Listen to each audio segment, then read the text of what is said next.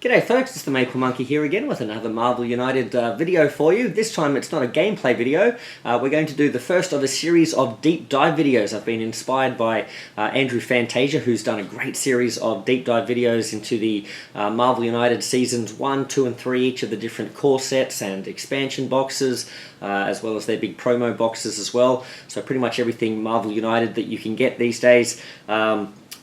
Andrew Fantasia has done a deep dive video looking at all the ins and outs and what comes in each of those sets, and I thought I'd do something similar here. As one of the things that we're doing on the channel here that I'm sort of really excited about and passionate about is showing off all the great fan-made content for this game that's really breathing life into the world of United. It's such a great series that Andrea and the team have put together with so many excellent characters and so many great design spaces and that sort of thing, and the fans have really taken to that as well and are really making some great quality stuff. And I always like to show this off because I just feel like there's so much great gameplay experiences that you can have with what the fans are bringing to the table, as well as the official stuff. Anyway, I thought we'd kick things off with a designer that's been putting together a lot of different ranges of things, and he's got to the stage now where he's got some really complete sets of worlds that he's been building for his United range, and that is NellyNel. So we're going to start with his My Hero Academia range, because he's sort of hit a milestone there where he's got some really complete sets here,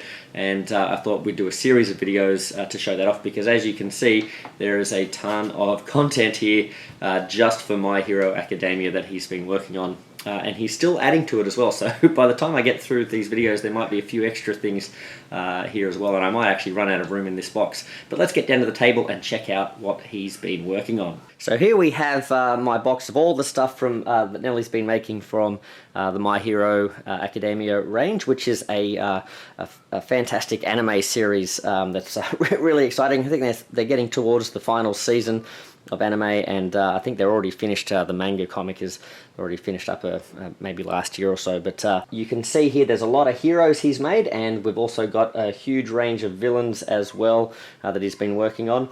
And the milestone that he's made is that he's got all of the characters from Class 1A, which is like the main characters, I guess, the class that the main characters are in, and then he's also completed Class 1B, which has a lot of side characters, but they're all a lot of fun as well. So he's made both entire sets of classes, which is 20 students each.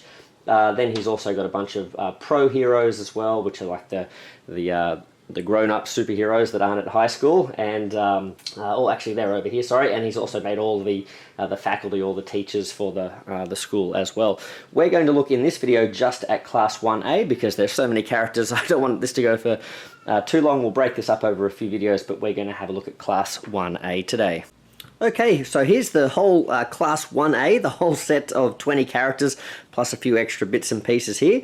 And one caveat before we get into it, there may be one or two characters here who I might not have the most recent sort of up-to-date versions of. I know Nelly sort of from time to time will go through and revise his work, look at things that he maybe isn't as happy with, that he maybe worked on a little while ago and that sort of thing. So he is very mindful of that sort of stuff, and so it's a great thing about his content is that it's been made with thought and care and that sort of thing. So there might be just a couple that might not be the latest versions, and I'll try and point them out if I can remember any. But Nelly can also feel free to jump into the comments, and anything I miss or anything I misrepresent here, please let us know. But otherwise, let's just dive right in. So we'll go in alphabetical order, and we'll start with Anima. So he's a character who's kind of a shy sort of character, but he can talk to the animals is his superpower. So the idea is that I didn't really explain this world very much. I'm assuming most people who are watching this video probably know what My Hero Academia is, but essentially it's a world where everybody, or just about everybody, has superpowers. So when kids go to school, if you've got superpowers and you want to be a hero, you sort of do a hero training course sort of thing. You go to a hero training school. So that's what this is all about. So his power is that he can talk to the animals and command the animals. So let's have a look at his spread of actions here. I'm not going to show the double wilds since every deck has that, but Nelly has put the double wilds, or I should say I'm not going to show the double and the single wilds, but he has got those in here as well. But I'll show off these decks with that just so you can get an idea of the spread here. So we've got a couple of heroics, a move and a punch, another move and a punch there. We have the single heroic, and that's his normal cards there. And then if we have a look here, he doesn't have any starting hand cards, but this one here is called Bugging Out, his first ability. Until the start of your next turn, you may use your punch actions in any location. All heroes may move their pet companions to a location you punch. So essentially, this guy is really useful if you are using animal companions as well from any of the different Marvel United ranges, because yeah, you can sort of get some extra access out of those guys as well. But that's Bugging Out, so he's got a couple of copies of that, or a few copies of that. Then he also has Hitchcock Birds, so that says until the start of your next turn, all heroes in your location can't be damaged. All heroes may move their pet companions to your location. So again, you can see that he's got the same thing here, but with some different actions at the bottom. So that is Anima. And next up we have Can't Stop a Twinkling, a very cool character, shoots lasers out of his belly button, one of my favourite powers in the show. So let's have a look. Here you can see the magical powers come flying out of the belly button there. We've got, if you don't believe me, that's his name, Can't Stop Twinkling. That is his name, so that's his superhero name. But he's got a couple of moves here. He's got a couple of stars, a punch and a star. And they're not actually called punch and star, they're called attack, I think, and heroic, but I always call them punches and stars. And there you go, you've got some more there. So he's got quite a lot of double action cards here as well. He's got a single movement, and then let's have a look at his specials. So we have Supernova. And I believe this is one of the characters where I think I have a slightly out-of-date printing where one of these abilities has been a little bit nerfed, but I'm not sure which, if any. So let's have a look here. Supernova, discard your entire hand to the bottom of your deck. Deal damage equal to the number of cards you discarded to everything in the opposite location and discard all civilians there. And the reason you discard your entire hand as well, which would KO you, is that he gets a big tummy ache when he shoots his laser beam super hard. So there you go. He also has Naval Buffet Laser. You may use a heroic in every location. If you do, reveal the top of the Master Plan deck and discard one card from your hand to the bottom of your deck. That may be one of the abilities that I think has been nerfed. And then we have here you may punch in every every enemy in your location. If you do, reveal the top of the Master Plan deck and discard one card from your hand to the bottom of your deck. So there you go. And you can see they've got some different actions at the bottom there as well. Now the human tape dispenser, this is Cellophane, I think his name is. Yeah, there we go, Cellophane. So he can basically shoot tape out of his elbows, I think is his superpower. He's got a punch and a star, a move and a star. He's got a single star, a single punch, and a couple of moves there, and a move and a heroic, another move and a heroic. So those are his spread of actions. And if we have a look here, he's got Tape Shot Trident. So gain a punch token if your location does not have a threat card, and then add a punch token for each adjacent location without a threat card. So if you can be clearing the threats, you can sort of like save up for a really cool attack here later on. You've got the Restraining Tape. Negate the movement on the next Master Plan card, and you've got the movement there. And over here we have Barricade Tape. During the next villain turn, villains not in your location ignore your location when performing their movement. So he's got a lot of good ways to sort of bind up the enemy there, and you can see those spread of actions there. He does such a great job, Nelly, at sort of capturing the theme of what a character might act like in the game with their abilities. And the next is one of my all-time favorites of the entire series, Denki Kaminari. And you'll notice down here he's got an equipment card. So there are some equipment cards here. I'm not sure if I've printed all of them off, so apologies to Nelly if I'm not showing the most recent ones, but we'll have a look at those as well, and he can let me know if there's any missing. So this guy's name is Chargebolt. So he's really cool. He's got, now one of his gimmicks is that he has a lot of double actions where they're the same action. So he's got a couple of heroics here, a movement, 2 movement, a punch and a heroic. He's got 2 movement here, 2 punches and 2 heroics as well. And then let's have a look at his abilities. So he's got Indiscriminate Shock. So deal 2 damage to everything else in your location. Discard all civilians there.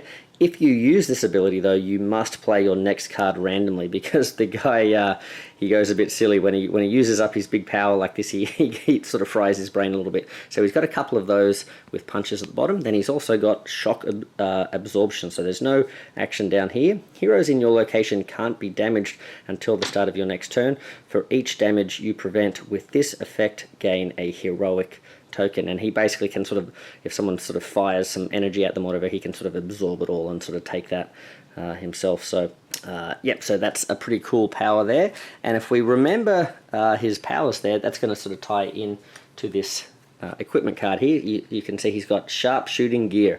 So use on a turn when you play indiscriminate shock. Replace indiscriminate shock with the following effect. Deal 1 damage to all enemies in your location. Turn this face down. So if we have a look, it's a bit more of a controlled attack, so it doesn't deal 2 damage, but it only basically affects the enemy rather than everybody else, including allies, and it doesn't hurt this civilian, so pretty handy to have that as well. And if we flip it over, to recharge it at the beginning of your turn, discard a heroic token to turn this face up, and you can see that he does have some ways to get those heroic tokens as well, so it all kind of plays into each other. Now the next character has a little equipment deck of their own, and that is Momo Yaoyorozu. I think her name is, yeah, Creati. So let's have a look here. So her ability is she can sort of, I guess, craft or make things appear just basically out of her body if she can sort of imagine it or something like that. So if we have a look here, in addition to her hero deck, she has a equipment deck as well. This deck is filled with equipment cards and follows the same rules as standard equipment, except they can't be recharged normally. These equipment cards can only be recharged with her special effects. At the start of the game, shuffle the Creati equipment cards and place them in a deck face down next to the hero deck. When you play her special effect, Yaoyorozu's Lucky Bag, you draw from your equipment deck and place the card face up in front of you. When you use the equipment, flip the card face down. Future uses of the special effect allow you to draw additional equipment card or flip one of the existing ones back face up. There is no limit to how many times there's no limit to how many equipment cards you may have there. So that's her rules card.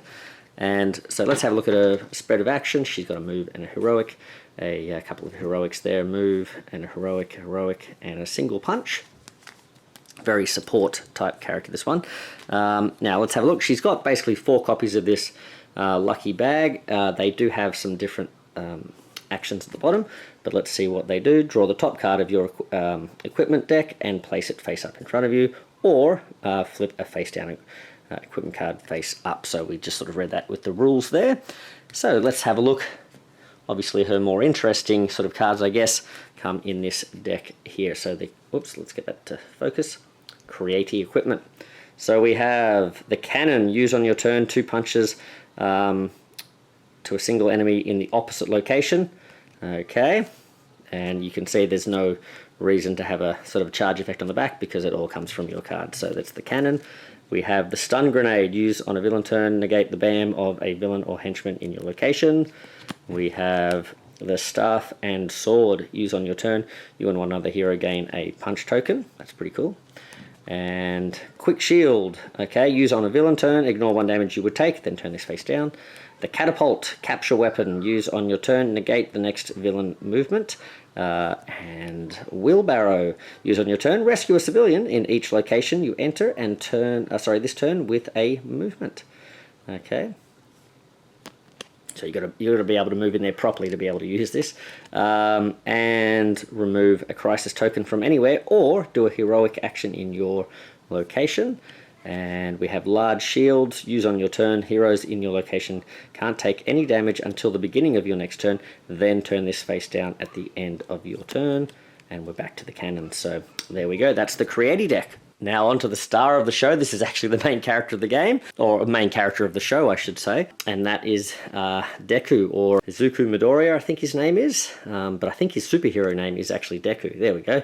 Now this is interesting. I really like this. This was, I think, one of the very first NellyNel designs that I ever, I think, played with or saw, and it really sort of blew me away how, with some different mechanics that we hadn't really seen in the game of United yet, he was able to tell exactly how this character would work, and I really thought it was pretty cool. But it is, interestingly, sort of based on a version of this character at the early part of his sort of story arc where he doesn't have a lot of control over his powers, and that's sort of part of the fun of this deck. So let's have a look at his basic cards. He's got a couple of heroic double actions here. He's got a move and a heroic, a move and a punch, and a single punch. So you can see at the outset he's not very punch heavy, but he sort of uses a different way to go about fighting where he becomes very punch heavy in a certain way. So he's got those ones there. Then he has a starting hand card here which says rest and recover. As long as this card is face up in the storyline, if you end your turn with unspent actions, you may draw a card. Actions ignored by effects don't qualify. So basically, if you've got a bunch of actions from your card and the previous hero's card, you don't have to spend them all, and then you can use that to sort of build up your hand of cards, become quite tough, quite powerful. And that's kind of what this character does. He's got this sort of ability to sort of store up his energy, and he's not very good at controlling it to start with, but yeah, he can sort of store up his energy for like a big attack essentially. So let's have a look at that. So he can then unleash with these different abilities here. So this one's called Smash, and he's got a couple of these cards you can see. So the Smash says discard every card in your hand except one to the bottom of the deck and deal damage to a single target in your location equal to the number of cards discarded. So essentially you can build up a big hand of cards to do a big powerful hit, but it is going to leave you very weakened, and that's sort of what the character's like in the show. Is he basically can sort of like do a super punch, but it basically breaks his entire body when he unleashes it because he can't handle all the energy that's stored up. So I just thought that was a really cool way to sort of characterize, or to make that character play the way it should feel, I guess. And then he's got this extra one here, the Delaware Smash. So discard any number of cards from your hand to the bottom of your deck. So it doesn't say down to one, it says any number. For each card discarded, you may punch to a different target in any location. So this one is he spreads the damage out to lots of different people. The other one is sort of like hits a single character there, but a very similar sort of effect. And you can see a couple of wilds here as well. So a very, very fun character. And one of the things that got me really interested in this whole homebrew scene, I was like, wow, look at what people can come up with. It just went from there, I guess. And if we have a look here, he's also got some equipment. So we'll just have a look at this. He's got the Iron Souls. So use on your turn. Punch symbols on the bottom of hero cards can be used twice this turn. Then turn this card face down at the end of your turn, and you can recharge by not using any punch actions during your turn to flip this card face up. Alright, and then let's have a look at another very interesting character here. This is Earphone Jack, I believe. Yeah, here we go. So she's got these, if you can tell here, she's got these sort of long appendages that come out of her ears that have little jacks, I guess, and she can sort of plug them in and listen to sound waves and create sound waves and all sorts of things. So she's a sound-based hero. So she's got, let's see, she's got a move and a heroic. She's got a couple of those, another move, and she's got an extra wild, I think, in addition to her regular wild. She's got a heroic and a move. And let's have a look here. She also has... I don't think there's any... a couple of starting hand cards, actually. So this is one of her starting hand cards. It's called Focused Listening. As long as this card is face up in the storyline, if you end a turn without using movement, a movement action, you may look at the top card of the Master Plan deck. Okay, very handy, sort of spying on the enemy. And then she has here...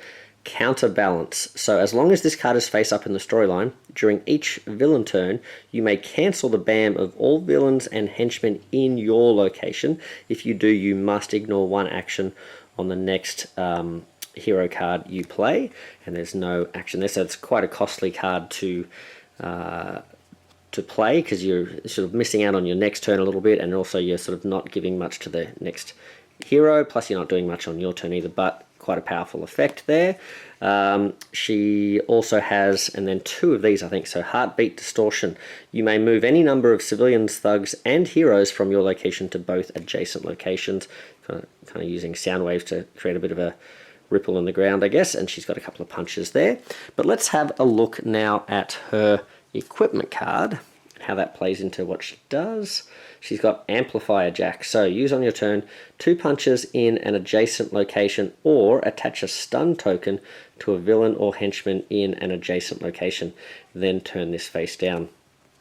And you can see basically it's a one-shot weapon. You remove the card from the game after that. Next up we have a favorite. This is Froppy, one of the main characters, sort of like best friends, and she is basically a frog, I guess. She's got frog powers, so she's got a couple of heroics there, a move and a heroic, another move and a heroic. Oh, 3 of those. She's very, very speedy, jumps around all the place.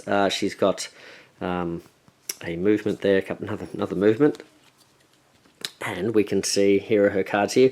Powerful Leap. During the next villain turn, after the Master Plan card is revealed, you may move to an adjacent location, and if you, and you may bring any heroes in your location with you, sort of carry them along with your tongue.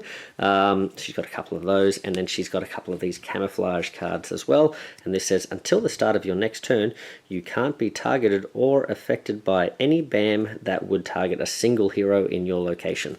So there you go. Next, we have a character with quite interesting mechanics as well, but not a very favourite character of many people. He's pretty annoying, but we'll have a look at what he's got here. His name is Grape Juice, by the way, his superhero name, and essentially he has these little weird sort of nodules that grow on his head, and he can basically pop them off. I think he calls it pop off or something. And then throw them at people and they're sticky, so go figure. Alright, so let's have a look. He's got this ability Stack. So Stack is a keyword that shows up on Grape Juice's cards. When a card tells you to stack a thug or a civilian token, you literally stack them on top of each other. A stack can never be more than 2 tokens high. You can only have 2 thugs or 2 civilians, not 1 of each. So you can build a stack of civilians, build a stack of thugs, but that's it, and they can only be 2 tokens high. I just said that. Sorry. Stacks only take up 1 slot in their location, and are treated as 1 token for all purposes, and only take 1 action to defeat or rescue, as if it were a single token. When you defeat a stack of thugs or rescue a stack of civilians, both tokens are defeated or rescued. Okay, so very interesting. And then if we have a look at his spread here, he's got a couple of moves. I sort of interpret that as him being very cowardly. He's always running away and stuff. So yeah, he's got a couple of those. He's got some heroics and punches. He's got a move and a punch. And he's got a single heroic there. Let's have a look at his abilities though. So here's his pop-off ability. So this is sort of what he's built around. So his starting hand card gives him, during each villain turn, any civilians or thugs, or other way around, added to your location stack with each other. Okay, so it's only in your location, but they stack. Or with tokens already in that location. Tokens that can't stack are added to empty slots as normal. Okay, so they sort of only sort of stack up as high as 1 extra token. Then he's got, is it 3 of these? No, he's got 2 of these ones here, which are flip card. Let's have a look. This has got Grape Buckler. You may flip this during a villain turn. When you do, you may redirect any damage done to heroes in your location to stacks of thugs in your location. So you can basically sort of use them as a bit of a shield. That's pretty cool. And then we've got Vineyard. If pop-off is face up in the storyline, civilians and thugs, I keep saying that back to front, added by the next master plan card stack in all locations, not just yours. Oh, that's handy. He's got a couple of those as well. So yes, very, very cool. Now let's look at a superstar of the team. I like this guy, Tenya Ida. He is Ingenium. He's basically a super fast guy. He's got like engines coming out of his calves or something. So very cool. He has he's the class president as well. He has a move and a punch, a double move, a punch and a heroic, a punch, a heroic, another heroic there. You might not think, hey, for a speedster, that's not a lot of speed, but we've got some more speed here. Now, there's not a lot of speed going on here, but there is some stuff in his abilities. So if we have a look, this is a starting hand card here. And it says, as long as this card is face up on the storyline, during each of your hero turns, you may gain 1 movement token. And then it says, every time you use a movement token this turn, for the Recipro Turbo, you may punch or heroic in the location you entered. Very cool. He's got a couple of those. And then he's got Recipro Extend, so really pushing it to the limit. Gain a move token for each move symbol on the bottom of the previous 2 hero cards in the storyline, storing up that movement energy. And he's got a wild there with that one as well. So very cool for a speedster. Got some interesting sort of design space to play around with there, and a bit of fun and some good decisions there. Now this character is a lot of fun. I really like the the choice of art on the front here. And this is Invisible Girl. So no, that's no mistake. She's just invisible. So Invisible Girl has invisibility, and here are her spread of actions here, so you can see those. And then she's got here you can actually see her. She's got invisibility, so if there are no other heroes or civilians in your location, you ignore the direct effects of any villain or henchman BAM that would affect you. Then she's got warp refraction, so she can kind of bend light around her.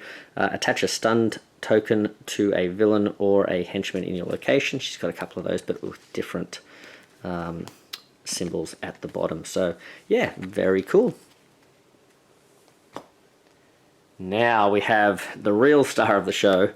This is Katsuki Bakugo, or I think his name is like Lord Explosion Murder or something like that, which is his superhero name. But it's a bit more of a mouthful than that. I can't remember the full thing, but here we go. So he's got a punch and a star. He's got a move and a star, move and another star, a couple of movement there. And you've got the punch and the heroic. Let's have a look at his cool abilities here. So he has explosive speed. Move to any location. If you have at least 2 other face-up special effect cards in the storyline, you may bring any number of heroes in your location with you. So you'll see this sort of repeated, that he's got these abilities that have an ability, but if you've already played other abilities as well, they become even better. But you know, obviously the first couple or whatever you play aren't going to be as powerful, but the later ones are. So it's this interesting game of like, which abilities do you want more powerful later on and which don't you want, and you know, getting them in the right order is important. So that's a lot of fun. So he's got the explosive speed, he's got the AP shot autocannon, so punch 1 target in any location. You may punch 1 additional target for each of your face-up special effect cards in the storyline, including this one, split between any number of locations. So again, that's a great one to save up towards the end. Howitzer impact. Deal 1 damage to a single target in your location. You may deal an additional damage for each of your face-up special effects in the storyline, including this one, another great one. And then stun grenade. During the next villain turn, negate the BAM of a villain or henchman in your location. If you have played at least 2 other face-up special effect cards in the storyline, delay the next villain turn by 1 hero turn as well. So you're doing some stunning. Sorry, not stunning, you're doing some, well, I guess that's stunning, isn't it? Negating the BAM, plus, yeah, delaying the turn. So he's really cool. I really like him. And also I just really like the character in the show as well. And let's have a look. He's also got some equipment here. Grenade braces. So a guy I ran into in a store was talking about My Hero Academia, and he called this guy, he called Katsuki Gary Grenade Hands. I thought that was kind of cool. And this says, use when you play a card with a special effect. Treat this equipment card as an additional special effect card for the card you just played, which I think is a really cool way to sort of use this as a equipment card. I think that's just a really fun effect, and it really ties in with his his sort of mechanism of trying to sort of count up the number of cards you've played with special abilities. So very cool. And it says here, to recharge, take a damage when you play a card with a special effect to flip this card face up at the end of your turn. So again, a very cool way to interact with the basic ability of his deck. Now, if we have a look at the next character here, she's very cool. Her name is Pinky. Her superhero name is Pinky, and she basically can like shoot acid essentially, or like she secretes acid and can like throw it at people and stuff. So she has 2 heroics here, and I didn't explain actually. Katsuki Bakugo, he basically sort of like his sweat is like a nitroglycerin or some sort of explosive, so he can basically store up his sweat and then like it cause it to explode. He basically can sort of throw explosions at people. Let's come back to Pinky. She has a couple of heroics there, a move and a punch, a couple of movement, a couple of heroics, and a move and a punch again, another punch. But let's have a look at her ability. So she's got Acid Man as the name of her quirk. As long as this card is face up in the storyline, gain a heroic token at the end of each of your turns. Anytime you would be damaged, you can discard heroic tokens to reduce the damage by 1 for each token discarded. She can actually sort of create this sort of barrier, this big sort of like blobby barrier of acid around her, which is kind of like a protective layer. Otherwise, she's got the acid shot. Until the start of your next turn, you may use heroics as punches. So she's building them up here and then using them as punches. And then she's got acid layback. Until the start of your next turn, you may use heroics as movement, because she's essentially can skid around on this like slippery layer of acid. Yeah, so I think that's a really cool ability to sort of build that up. It has its own sort of ability there, but then can also be used to sort of trigger these ones as well, which is very cool. Now, this might be my actual #1 favorite character of the entire series. He's very cool. He's very chivalrous, and his name is Red Riot, or Kirishima. And yeah, he's just very cool. So he's got the couple of punch and heroic there, a move and punch, another punch and heroic, couple of movement, couple of punches there. But this is his ability here. So he essentially can sort of really harden himself and almost turn himself into like a rock-like substance. So one of his starting hand cards is that he is unbreakable. As long as this card is face up in the storyline, he can ignore a damage during each villain turn. And then he's also got this ability that's also a starting hand ability. Goes hand in hand. As long as this card is face up in the storyline, you may punch in your location whenever you ignore damage.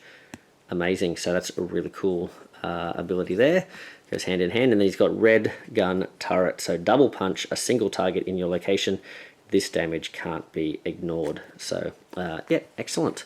So I really quite like him. He's a nice simple character to use sort of thing, but I just really like his character in the show too. So he's awesome. And now this guy is a bit of a superstar in the show, and he's very cool, icy hot. And I really like him in the game too, and there's a cool reason why I like this guy. So he's got this really cool ability as well. He's got half cold, half hot. And you'll see this symbol here with a flame and some snowflake type thing there. Each of Shoto's cards have an icon next to his name at the top of the card. This icon is either a snowflake or a flame, representing the element of that specific card, because essentially he can basically shoot ice powers and flame powers. On your next turn, after you play your card, place your half cold, half hot card in front of you to match the icon of the card you just played this turn. So you'll see he's got this card that sort of sits out of the deck and has the rules for half hot and half cold. Shoto wants to cycle his cards to balance out his quirk. He doesn't want to sort of get too cold or too hot. So cooling down after using fire and warming up after using cold. Using a cold card while half cold is already face up hinders Shoto and vice versa for hot. However, Shoto's special effect cards gain an additional effect if you hinder yourself. For example, playing Wall of Flames while half hot is face up will cause you to discard a card, but also deal damage if you stop the villain. So basically you can sort of like make yourself suffer a bit to get like a bigger boost sort of thing out of your power essentially. So that's really cool. So we'll put that down there. So let's have a look at half cold. This says if you play a card with cold icon next to Shoto's name while this card is face up, you can't use move actions this turn. But if you play a card with hot with the hot icon next to Shoto's name while this card is face up. Flip this card to change to half hot. And then half hot, if you play a card with a flame icon next to it while this one's in play, you must discard one card from hand to the bottom of your deck. It's sort of getting burnt there, but then if you play a cold one, then you flip this to cold. So that's the cold and hot card. Now the reason I love this character is Nelly has been so kind, because he wanted to have hot and cold versions of the different cards. He's actually given this character 2 double wilds. That's right, it's not a mistake, folks. There are 2 double wilds in this deck, and I love it. So that's very cool. I love my standard mode. So there you go. We've got the flamey version of this card here, and the cold version. We've got a cold version and a hot version. Oh, hold on, we've got another one of these. Okay, maybe they're not exactly always the same, but yeah, we've got a couple of those. We've got a movement and we've got a punch. Now let's have a look at his big abilities. So let's check out the cold one, and you can see they both have the same heroic at the bottom.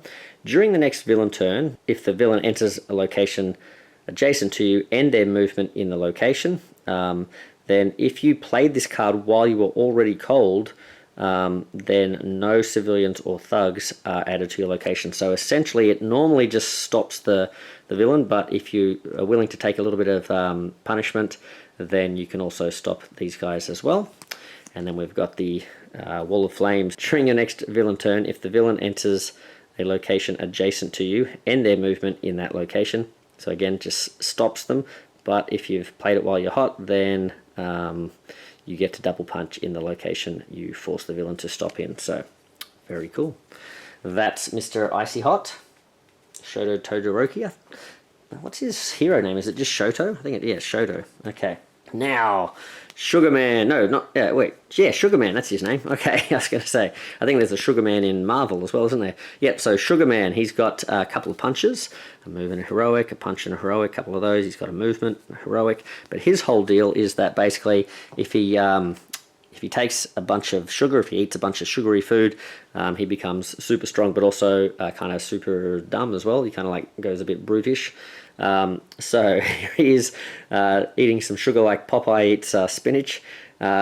Sugar consumption, as long as this card is face up in the storyline, once during each of your turns, you may discard a card from your hand to the bottom of your deck, which is essentially damaging yourself, and perform one action from the bottom of that card.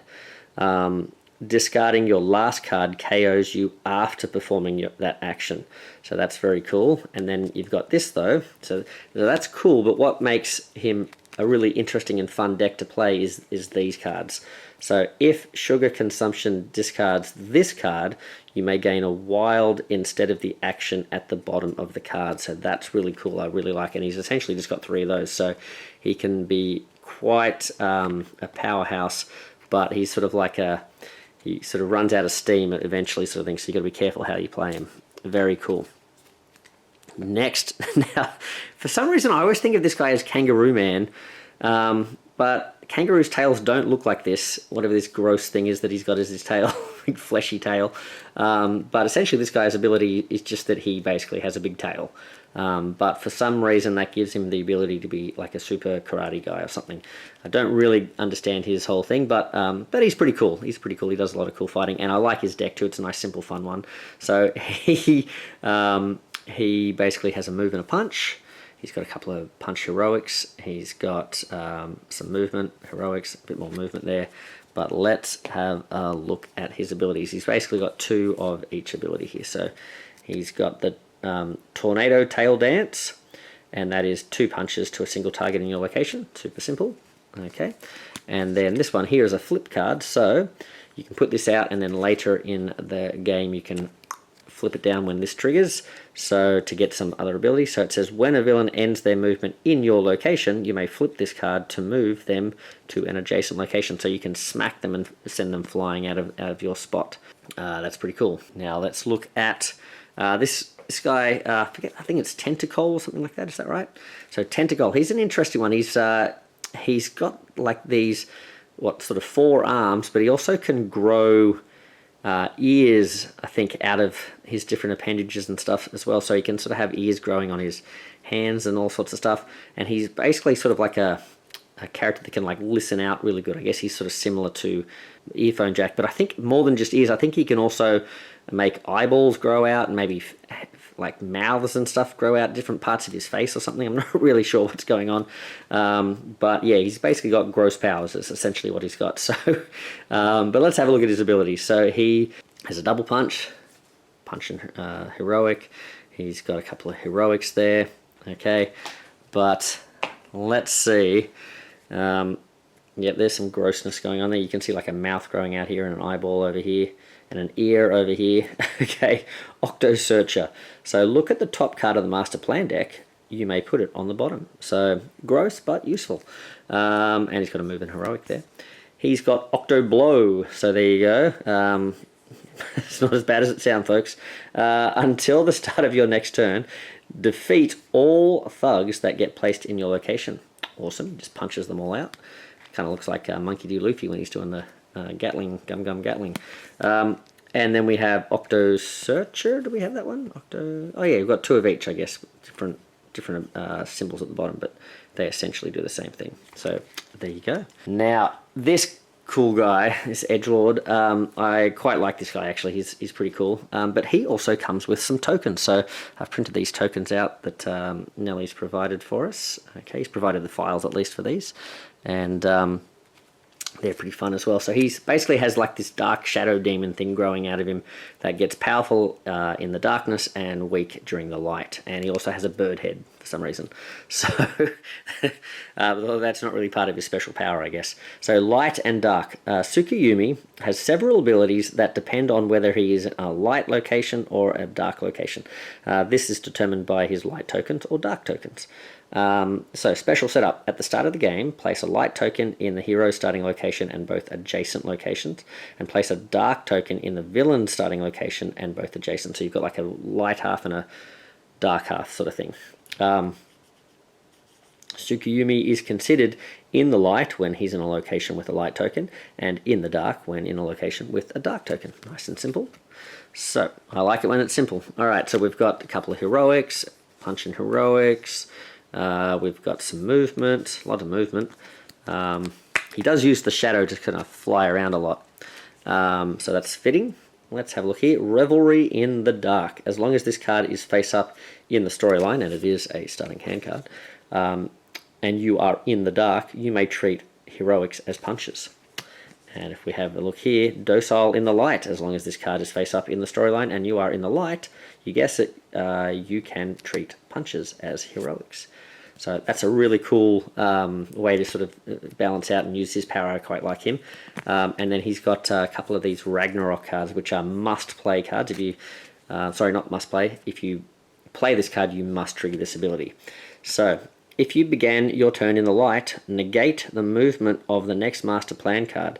If you began your turn in the dark, deal 2 damage to everything else in your location and discard all civilians there. So very cool, because in the dark, like when it's very dark, his shadow thing gets a bit uncontrollable, and it's very powerful, but it's sort of yeah, it's a bit monstrous. So there we go. Really like him, and he has some cool tokens there as well. So awesome.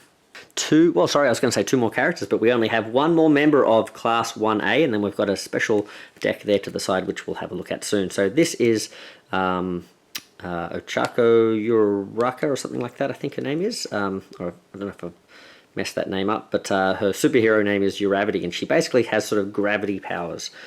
She can make things weightless and then make things heavy or something like that. So let's have a look. When Uravity... when an Uravity ability calls for 0 gravity, move all thugs and civilians in your location above their location slots. They kind of float up in the air. And this, again, was one of the first heroes I encountered from NellyNel, and I just thought this was like a mind-blowing, cool exploration of the Marvel United mechanics. So yeah, very cool. Tokens above a slot are still considered in that location for all purposes except for determining overflow. They can be damaged, rescued, discarded, etc. In the above example, there is 1 civilian, 1 thug, and 4 empty slots in that location. Each slot can only have 1 token above it. Tokens that can't be moved above a slot stay in their current slot. So if you had a thug or a civilian appear in this spot here, it couldn't then float up above that space, even if you sort of had a 0 gravity ability or something like that. When an Uravity ability mentions original empty slots, it is referring to the unmarked slots that wouldn't have a thug or civilian at the start of the game. So these are not these are not original empty slots. These ones are, I think, is what that's pointing out there. In the above example, there are 2 original empty slots. These ones over here. Yep. So that's going to be coming into play with her special ability. So let's have a look here. And she does get a bit sick when she uses her ability too much. So, and here we have a bit of a sorry to point this out, but I thought it was funny. We have a bit of a was it Jeff and Cosmo situation here, where we've got, I think, a wild or something hiding behind this punch here, but we've got a punch and heroic, although I'm going to treat these as wilds from now on. And we have maybe a wild and a punch. That'd be cool. A couple of heroics, move and heroic, move there, heroic, okay. And these cards are cool, so let's have a look here. We have 0 gravity. As long as this card is face up in the storyline, when Uravity enters a location, you may move a civilian or a thug above a slot in that location. So she's doing 0 gravity. Only 1 token can be above each slot. I'm now wondering if that card that I just showed with the special rules is out of date, because I think there used to be cards that had like a keyword 0 gravity in them, so that one might be a little bit slightly out of date anyway. But I think the overall effect of like moving cards above, moving tokens above the slots is still cool. Gain a punch token equal to the number of slots in your location with no civilians or thugs. So if you've made them all float and left all the spots empty, you get lots of punch tokens. Meteor Storm, this is cool. You may move each civilian in your location above a slot in your location. Only 1 token can be above each slot. For each civilian move this way, you may defeat a thug in an adjacent location. Alright, and now we have the Class 1A team deck. So NellyNel has made some team decks for some of his ranges, and this was I think one of the first ones he made, so really cool. And you can see there are a lot of characters that you can use in Class 1A, or the ones we've just been through, but you'll see some other names that you might not recognize. So, well, you might if you know who My Hero Academia is, but we've got All Might, we've got Cementos, and others throughout there. So in the Class 1A team deck, you can also use the teachers who are specifically sort of assigned to the Class 1A class. So you'll see a few different ones like Present Mike and things like that in there as well. So very cool. That's the team list. Then we have their abilities. So we've got hero costumes. It gives you a movement. During the next villain turn, each hero ignores the first damage they would receive. Experience into strength. Each hero may discard 1 action token. Those that do draw a card. We have rescue training. Each hero moves to the location with the most civilians, must be the same location, then rescue 2 civilians from that location. Workplace training. These actions, or you get 2 punches, then these actions may only be used to defeat thugs, and may be used in any location with a hero in it. That's very cool. Now, the drawback card here is Villain Recovery. So as long as this card is in the team display, villains with less health than their starting health value return to their starting health value at the beginning of each villain turn. Whoa, you want to get rid of that one quick. That's terrible. Okay. But then, that's not all, folks. So that's the team deck. We'll put that back. But then he's made these boost cards here, these extra cards for the team decks. So if you are using specific combinations of characters that were, friends that did, worked on these tag team moves when they were training, you can use these cards in your team deck as well. So what you do, I think you basically either randomly or search through your team deck and remove one of the benefit cards, not the negative one, but you can remove one of those, or maybe even more depending on how many combos you've got.